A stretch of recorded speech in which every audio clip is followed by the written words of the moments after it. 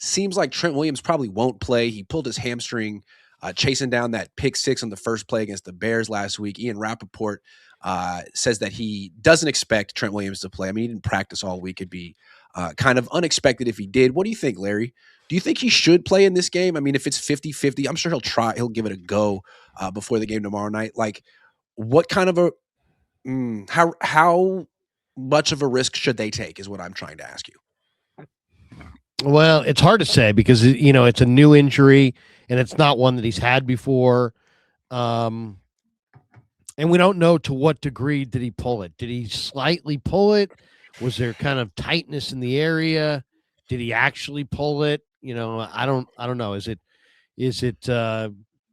what degree it is? But I would say with an injury like hamstring, and since he is your best offensive lineman by far, and you got a good game out of Pleasance, maybe you try to get it done with Pleasance in this game and see if you can give. I mean, here's the thing: these things need rest.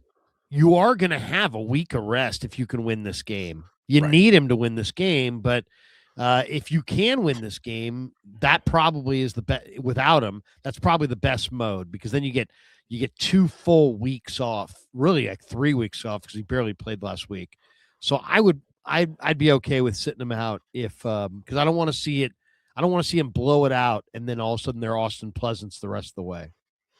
Yeah, I mean, I think we all remember 3-4 years ago when he injured his ankle, had a high ankle sprain right at the end of the season, and was a game time decision week 18 against the Rams. Didn't ultimately play in that game. Came back for the playoffs and was hobbled. Wasn't quite himself, but he played through it. And I think maybe people think he could do the same thing this time, but it's a whole different injury. An ankle injury isn't something you're necessarily going to make much worse. You just have to bear the pain and understand that you won't be nearly as nimble and agile with that injury. With a hamstring injury, you can make it much worse. I mean, if they rush him out there in this game to beat the Seahawks, they could beat the Seahawks, but he could, tear it and miss the rest of the season, which it's not worth it when you're already guaranteed a playoff spot. It's not a must-win game. It's you really want to win it game.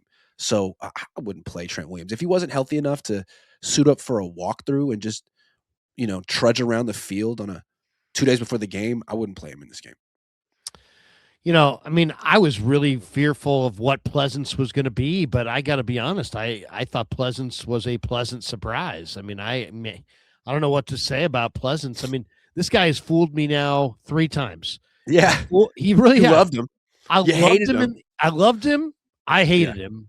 And now how could I not love him again?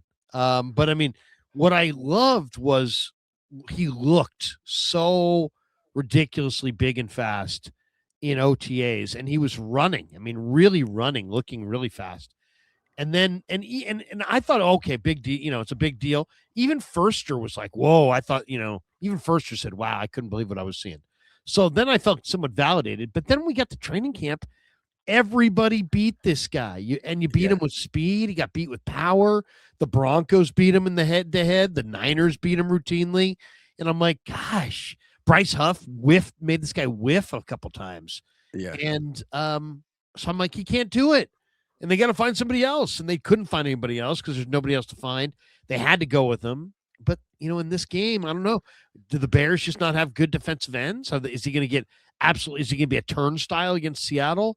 I don't know, because he looked pretty good against the Bears. Yeah. And the way I look at it is Trent Williams is still an excellent player, but what does he necessarily give you? What does he allow you to do on offense that you can't do with Austin Pleasance? Serious question. Maybe that's a stupid thing to say a day before they face the Seahawks, but it's you didn't have a great running game with Trent Williams until a couple of weeks ago. And it's not like it's all stretch runs behind him. I mean, a lot of their successful runs have been between the tackles, between the guards.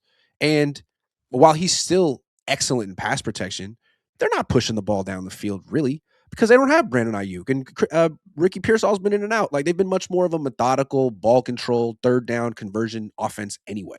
So I think that's a big reason why their offense was so successful with Austin Pleasance. Brock Purdy isn't taking 7-step drops with 3 hitches very often. It's the ball comes out or he's out of the pocket. personally, I'd prefer them to try to eliminate as much of their 5 and 7 step drops as possible anyway, and see if they could operate underneath. So it's, to me, it's not a total crusher, but I do understand when I watch the all 22 is that they ask Trent to go one-on-one and they let everybody else kind of go in a group. So there's oftentimes, I think where they'll miss him the most is in pass protection, because he oftentimes will take the best rusher and have no chip, no anything, just one-on-one, and then they just kind of slide the protection the other way. So I mean, I understand he's on his own level, but man, Pleasance is a big, strong, athletic guy, and he's fresh, and he seems like, if he can play. I mean, if he can play the way he played last week, then maybe they can run the ball. Maybe they can run the ball. I mean, I'll say this: the last couple of weeks they've run the ball pretty well. Now Trent was there for some of it. Trent was not there last week for some of it, but I mean, if the 49ers defense this just in, I don't think has any answer for JSN or any answer to rush Sam Darnold.